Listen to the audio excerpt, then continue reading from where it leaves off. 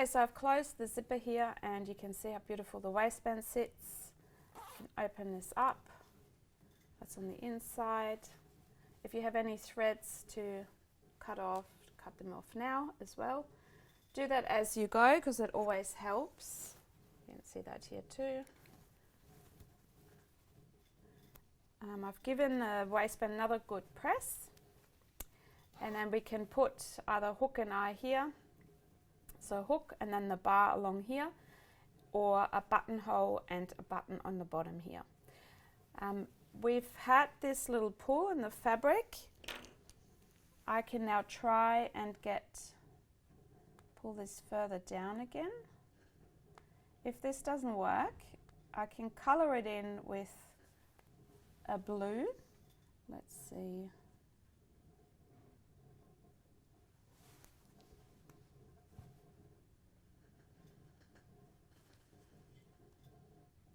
Magic.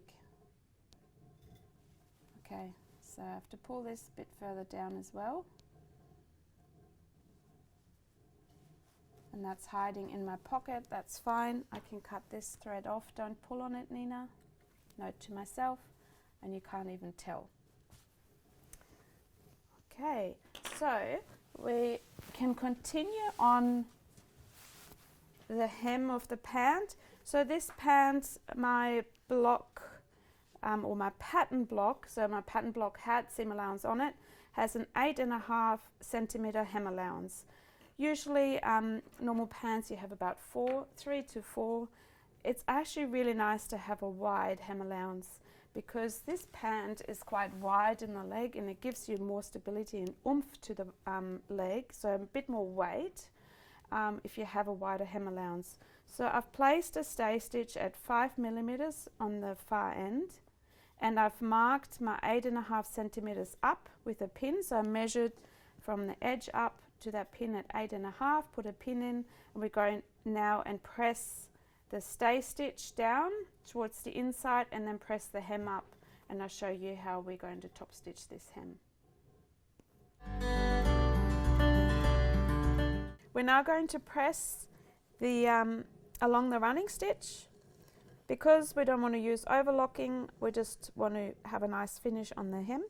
We're going to use a running stitch at 5 millimeters and then I press along the running stitch.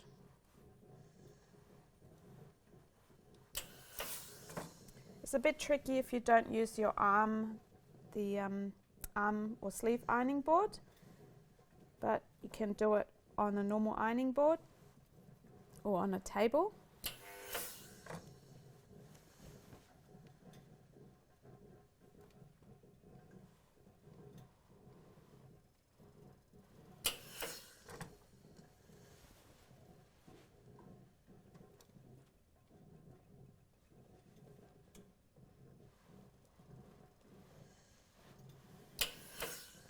And we have to, it's probably easier if we turn this the other way, inside out.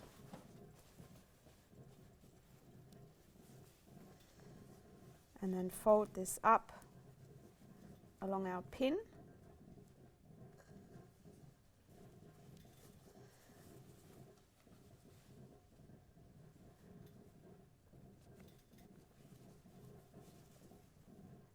So fold it along that pin and then put a cross pin in.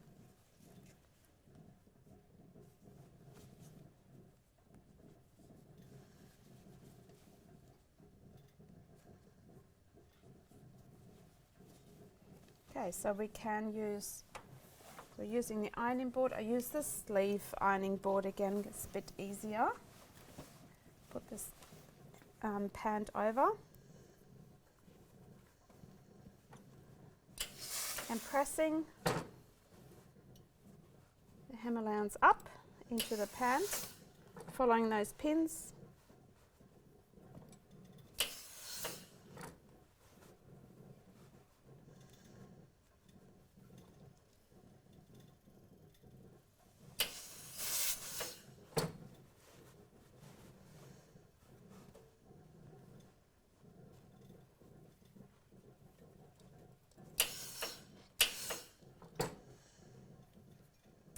And then I would take the pin out and pin a little bit further up. It's easier.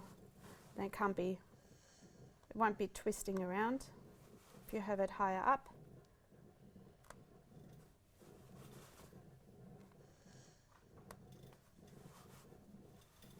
And you can now either top stitch the hem, so at about, let's say 7.5 or 8 will be your top stitch. You would have to measure that on your machine and put a marking on it, or you blind stitch this hem on. It would look really nice, a blind stitch, so not top stitched. It's totally up to you how you want to do that.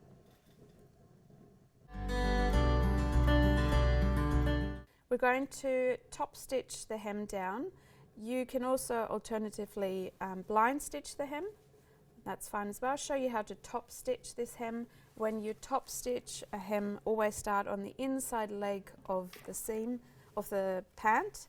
So this is my inside leg. That's where I'm going to start. And I've put a masking tape on my machine to indicate the measurement. So what I've done, I've measured around here.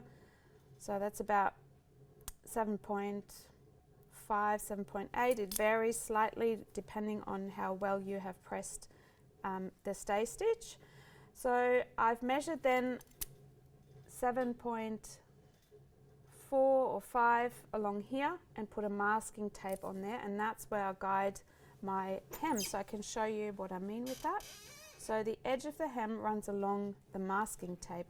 You can also put a magnet onto there. You should have a magnet, possibly if you bought a sewing kit from UTS, you have a magnet in there. You can have a look. So we're going to start on the, might just move this slightly. So if you want to adjust your hem width or top stitch, you can also draw in a line onto there. Going to stitch, coming from the inside leg seam, that's where I start.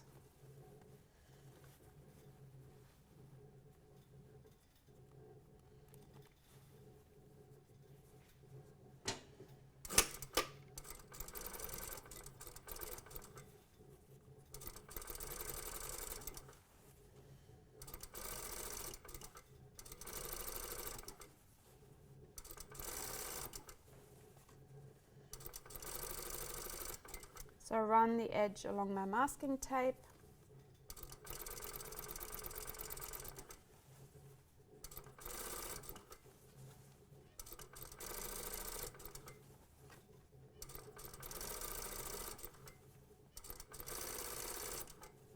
And then I come to the inside leg seam, overlap it a bit, back tuck, and cut my thread off. And I've got my neat top stitch, and I can cut off all the threads, take the pins out,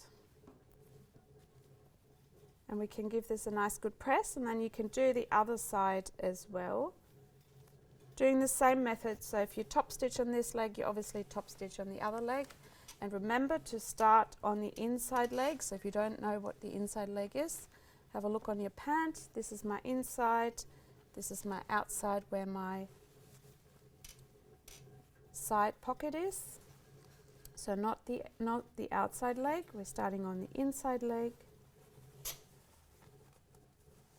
Same thing again, line it up with my masking tape.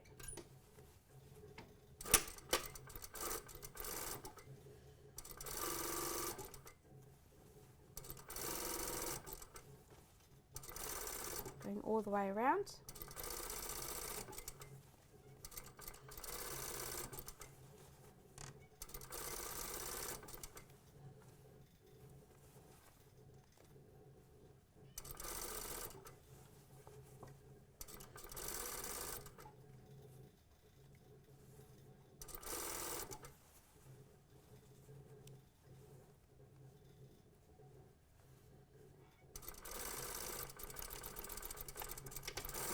Tack, cut off your thread,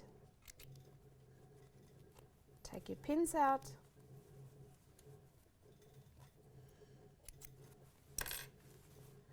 and we can give the pant a really nice good final press, and then you can attach your hook and bar or do your buttonhole and button.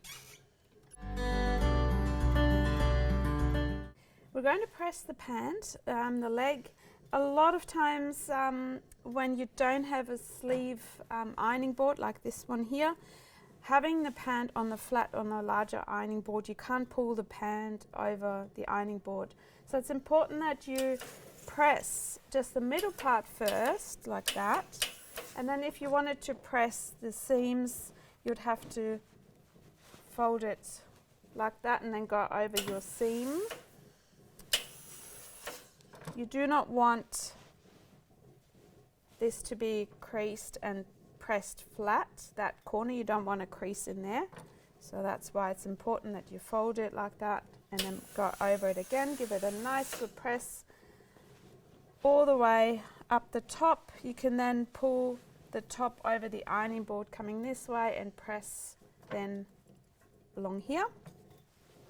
The other leg, I don't know if you remember in the beginning of the pant instructions, I showed you how to put a crease in the front. So obviously if you have that in one leg, you want it on the other leg as well. So I'm just showing you in here again how we've lined it up. We've lined it up with the seams, inside leg seam and outside leg seam lined up. And because I've pressed this earlier, I don't really need to pin those seams again. So you can just follow that pressing line.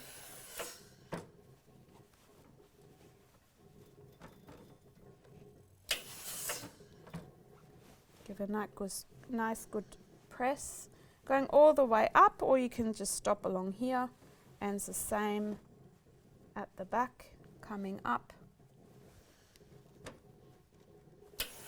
Come all the way up to the waist, or you can stop just under the pocket, and that would mean you have this crease running in the middle. And that's your pant, completed pant with a really high, nice wide hem, which looks really nice when it's on. It falls nicely and heavily and gives the pant a bit of body.